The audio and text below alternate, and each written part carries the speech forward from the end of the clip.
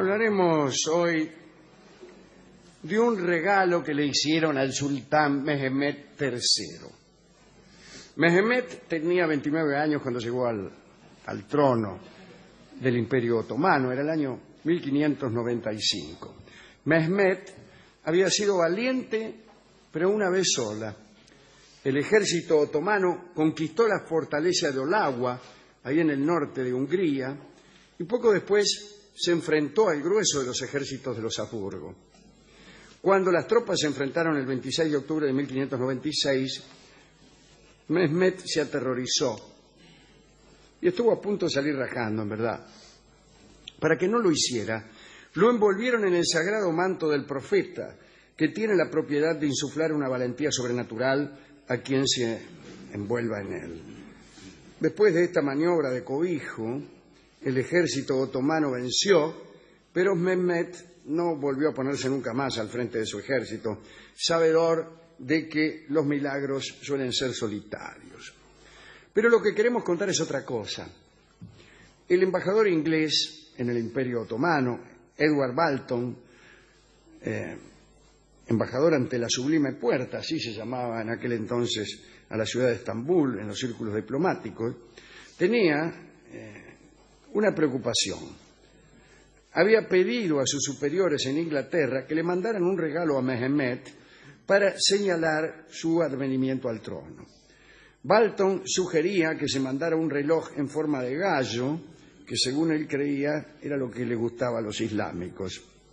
Pero a fines de 1597 el regalo seguía sin llegar y eso perjudicaba enormemente las relaciones entre el imperio y la Compañía del Levante. Esta compañía agrupaba a mercaderes ingleses que podrían ser los principales beneficiarios de la buena disposición del sultán.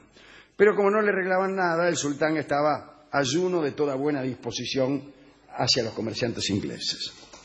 Edward Balton murió poco después de haber enviado la última carta a la reina Isabel de Inglaterra, pidiéndole que agasajara de algún modo a Mehmed III. Finalmente la reina Isabel prestó atención póstuma a los mercaderes de su país. Está mal la atención póstuma porque en realidad el que se murió fue Edward Balton y bueno, le prestó atención a los mercaderes de su país y ordenó que hicieran un órgano para regalarle al sultán. Dice, a mí me parece que lo que le gustaría acá al amigo del sultán es un órgano. Sí. Y entonces encargó al señor Thomas Dallan, que era constructor y miembro de la Compañía de Herreros de Londres, que construyera un órgano. El órgano que querían regalarle a Mehmed III debía ser de una clase extraordinaria, provisto de varios mecanismos de carácter musical, como así también de otros especiales. Dallan construyó el órgano en un año. En noviembre de 1598 hizo una demostración para la reina Isabel y la reina dijo: está fenómeno. El encargo realizado a Dallan requería de su presencia en Estambul, porque alguien debía manejarlo. Usted sabe que los sultanes no son muy duchos en el manejo de órganos. Y salió nomás hacia el imperio del sultán Mehmed. Y el viaje fue medio bravo, ¿no? Y el órgano llegó roto. Dallan lo arregló, pero tardó otro año en hacerlo. Yo que usted no le llevaba ningún laburo a ese Dallan. Finalmente lo entraron al órgano en el Palacio Topkapi. Llegó el día de la presentación del regalo, la música empezó y el órgano, que era mecánico, tocó una canción de 5 partes 2 veces.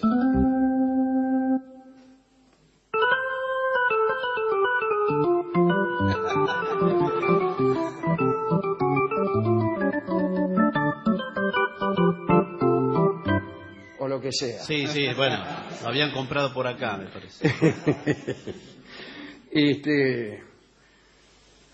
En lo alto del órgano, que tenía 5 metros de altura, había unas ramas ahí doradas, llenas de pájaros negros, unos tordos, me imagino yo, que al final de la música cantaron y batieron sus alas.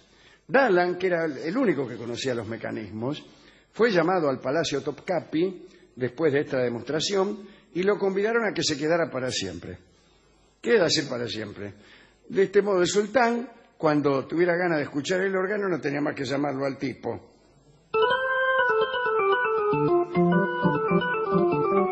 Bueno, se le prometieron 2 mujeres, como para ir empezando su propio harén. Claro, sí. Se vaya empezándolo despacito. El caso es que Dalan recibió este ofrecimiento por parte del sultán y también recibió presión por parte de la compañía de mercaderes ingleses que le decían que se quedara. Ahora, Dalan quería volverse a Inglaterra y rechazó los ofrecimientos del sultán. No se hace eso. Sucedió que pocos días después Dalan fue informado de que el sultán quería trasladar el órgano a otro lugar del palacio. Y bueno, empezó a laburar allí, pero de pronto sus ayudantes turcos salieron rajando. Dalan le preguntó a los tipos mientras huían, ¿no?, qué es lo que estaba pasando, cuáles eran las razones de ese raje.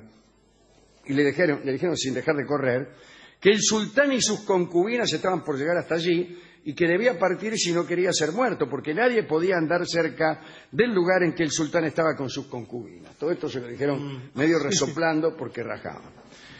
Pero resulta que 2 días antes el sultán, que estaba muy contento con Dalan, lo había convidado con nada menos que echarle un vistazo a su harén. Me dijo, si quiere, le voy a invitar a algo. ¿Quiere echarle un vistazo a mi harén? Y Dalan se quedó, no rajó, pensó. Claro. Si me invitó a echarle un vistazo a su harén, no le va a molestar que yo ahora esté aquí justo que viene con las concubinas. Total, a mí que me importa. Se hizo el gil y se quedó. De golpe aparecieron unos tipos con una cimitarra y le amagaron, como para cortarle la cabeza. Entonces Dalan comprendió que tenía que irse nomás.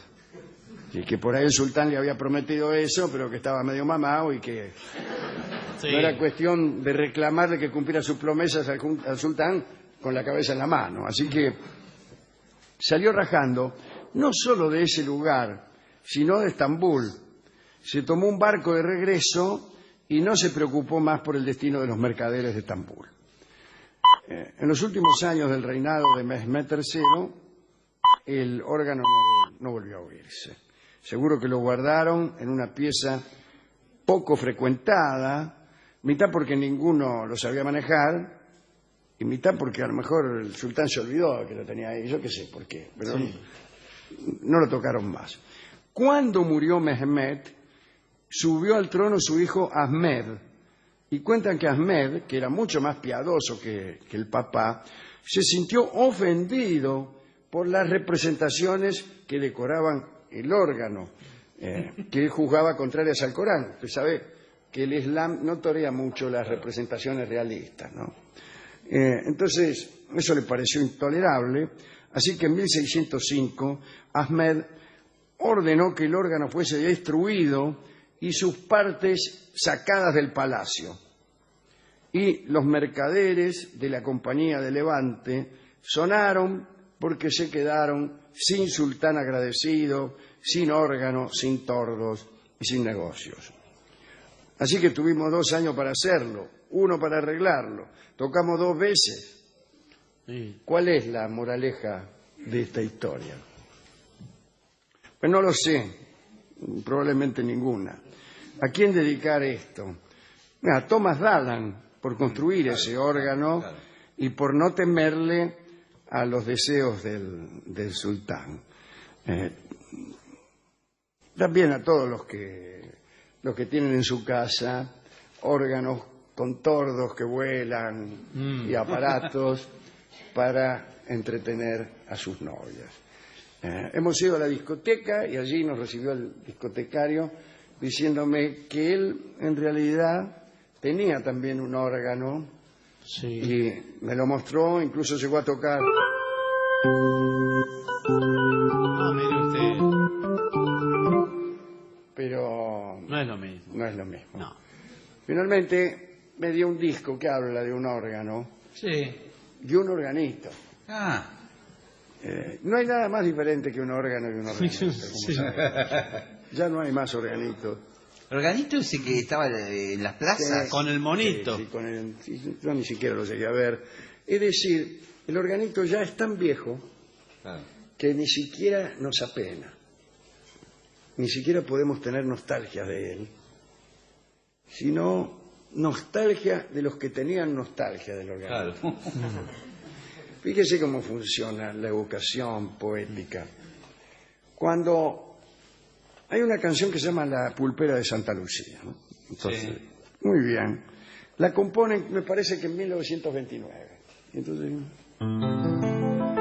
no volvieron los trompas de rosa a cantarle vida al quisiera.